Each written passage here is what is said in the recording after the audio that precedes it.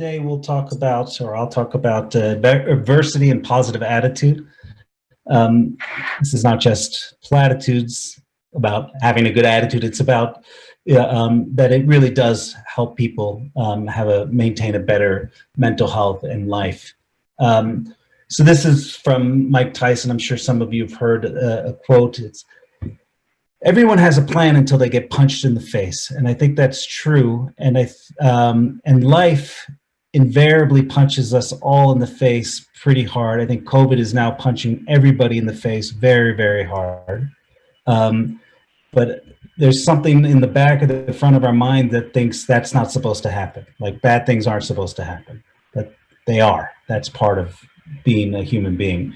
And here's, there was a man named Viktor Frankl, who was a Holocaust survivor, and he later became a physician. And he dedicated his life to sort of helping other people and finding meaning. One of his famous quotes is, when we are no longer able to change a situation, we are challenged to change ourselves. So when we are no longer able to change a situation, we're challenged to change ourselves. And I don't think that could be any more true than trying to maintain a sense of meaning and purpose while being in a concentration camp. And that's what he did. And then this book came out posthumously after he died.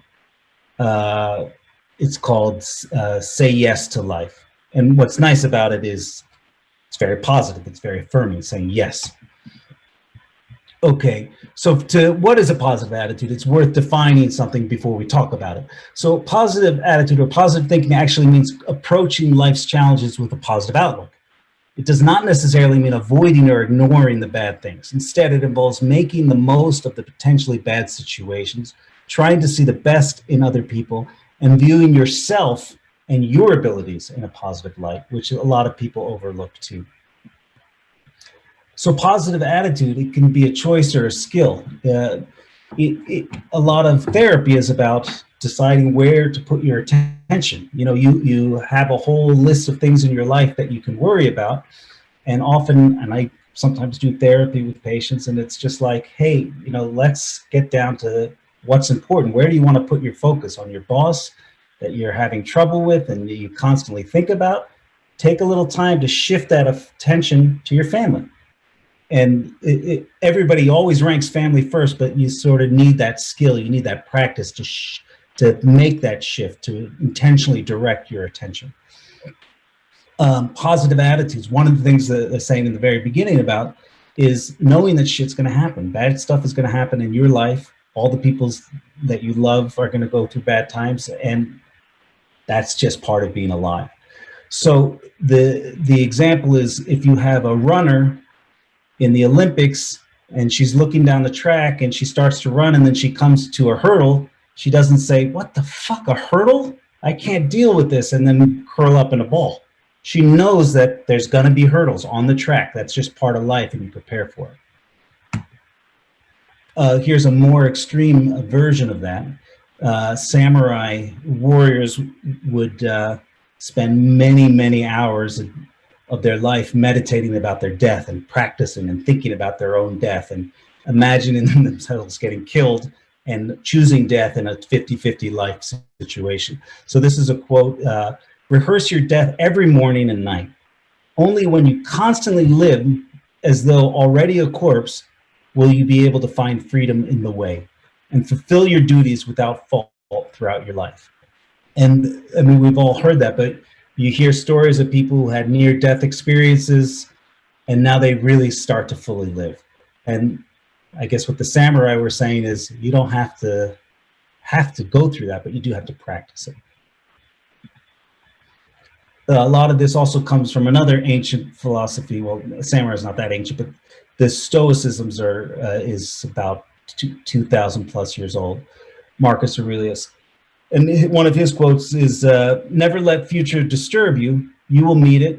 You have to with the same weapons of reason which you today arm yourself. And the Stoics were very about living in the moment and taking things as they come with a positive attitude. They were also believers in negative rehearsal. So visualizing bad things that they would actually take time, and people do this in modern society too, and it's been researched, taking time to imagine something really bad happening. Like you drive home and you sit in your car for maybe 30 seconds at most and imagine like your kid just died and or your wife died. It sounds really grim, but you do it, and then when you open that door and you see them, you're going to be really happy. And that's the idea. It's a way to, one, prepare for bad things, because everybody you know is going to die, including you. But it's also a way to realize what you have. I wouldn't dwell on these things, but it's a nice image to pull up every now and then. Okay, ways to increase positive attitude. Hunting for the good stuff. This is just what I was saying. This is a phrase from a military resilience program where they teach people to hunt for the good stuff, meaning your life is a mess, but hey, this one little thing, my nephew's doing really well, and he wrote me this little card, so I'm going to spend some time thinking about that and giving him a call. So you spend time intentionally looking for good things in your life and put a spotlight on it. Just like a hunter, it literally looks through the whole side of the field and the mountain looking for that one little bit of movement, and then they put all their attention on that. What most people do is they look at the whole vastness of their life, and the things that catch their attention are bad things, or they just look at it and say it's bleak. But you can intentionally look around and say, oh, there's something good, and put your attention onto it. But what is the good stuff? So what should you shift your attention to? So you want to create opportunities for the good stuff and then put your attention on it. This is just one of many, many examples, but I think we underestimate the value of playing, not just playing with your kids or childish games, but a playful banter with a friend or your spouse or whatever, a game, anything. Play is fun for the sake of having fun, and it really is therapeutic. This is always my recommendation pretty much in all situations, and it works probably for 95% of people. There's always exceptions. Putting people first. Put the people in your life before everything else. Get off the couch and call a friend. Get off the couch if your spouse is like, hey, could you do this or could you do that? Nothing on that TV is so important. Like we're watching the news now. Doesn't matter. That's so the amount of effect you have over an election compared to your spouse wanting you to take out the garbage, it's like 10 million to 1. So put your attention in the right spot. And when you're there, be with people. Don't just look at your phone, focus. Make it sort of like a mission to keep your attention on people. Here's another way to look for good stuff or how to put people first. This is a woman who studied various religions around the world, Karen Armstrong, and she wrote some good books about comparative religion. And she said that basically all religions around the world and throughout history, when it comes to morals, can be boiled down to these two things. Do unto others as you wish them to do to you, and don't do to others what you don't want done to you. And that's it. Everything else is details. Then showing gratitude is another way to increase your positive attitude. There's a picture of my grandfather there. One of the reasons I bring up my grandfather is he was in the hospital after a terrible accident, burned a big chunk of his body.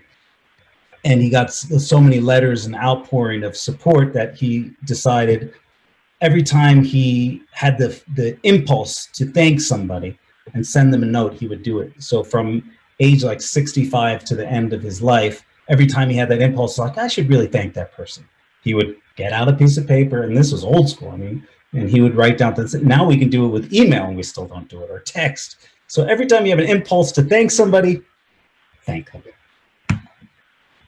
Spending time with friends and family is the single most important factor influencing our health and well-being.